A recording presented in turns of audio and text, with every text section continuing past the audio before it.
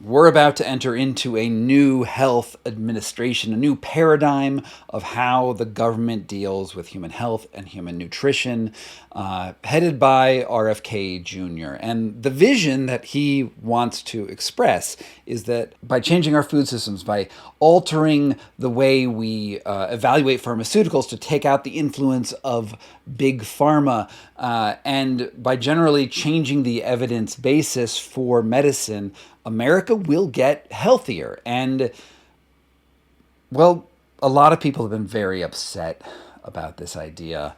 And a lot of people are much more articulate than me.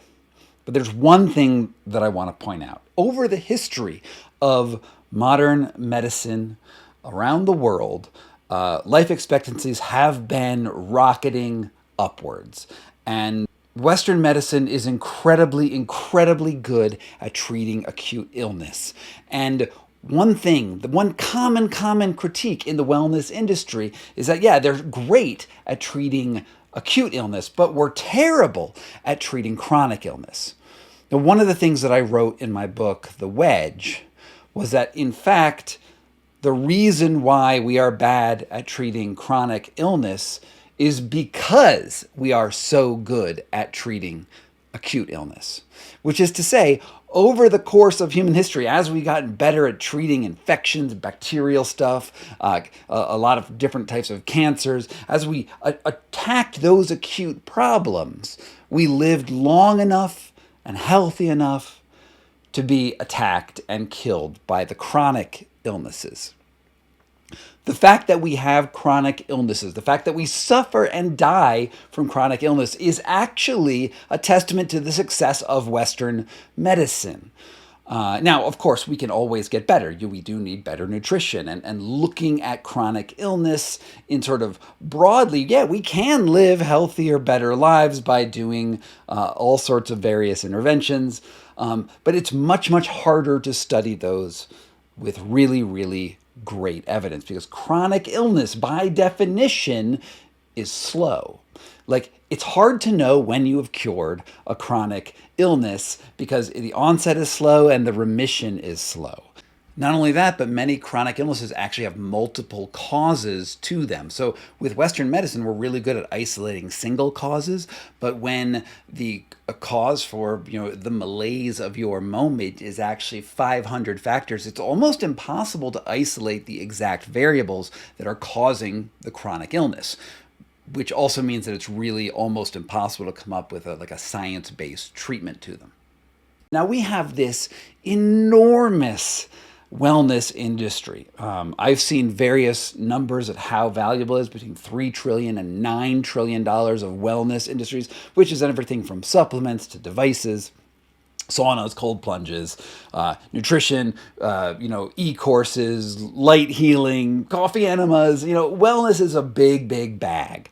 And the reason why wellness is different from medicine is that with medicine, you should have evidence. You should be able to say, look, when we control this against a placebo, and we have a good clinical trial that it's very, very difficult to run, it's not just one study, eventually we were to say that the medicine was more effective than just the healing power of the body on its own.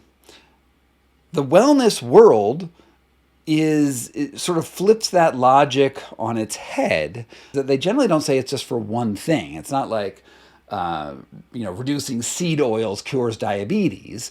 What they're saying is that reducing seed oils or taking this breathwork routine fixes the tone of your body in general. It increases some metric called health or vitality versus one specific condition.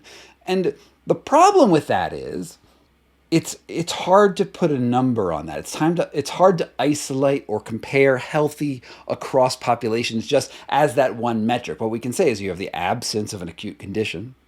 We can look at biomarkers and other things to sort of get a picture of a person, but defining healthy and like how healthy is celery is a ridiculous concept from any scientific viewpoint.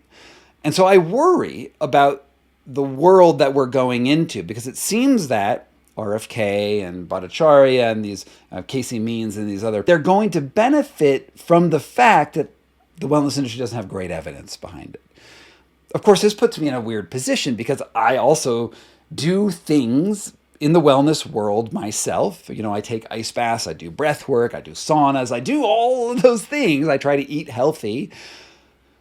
But I'm also aware of the limits of evidence to it. And when you start mixing the health systems with the wellness systems, I think we're going to end up into an epistemological problem. And the output of that isn't going to be healthier people with fewer acute conditions. The output of that is going to be grifters and liars capitalizing on that gap between what we know and what we want. And a lot of people are going to get rich, and a lot of people are going to waste their money on treatments that don't actually help their suffering.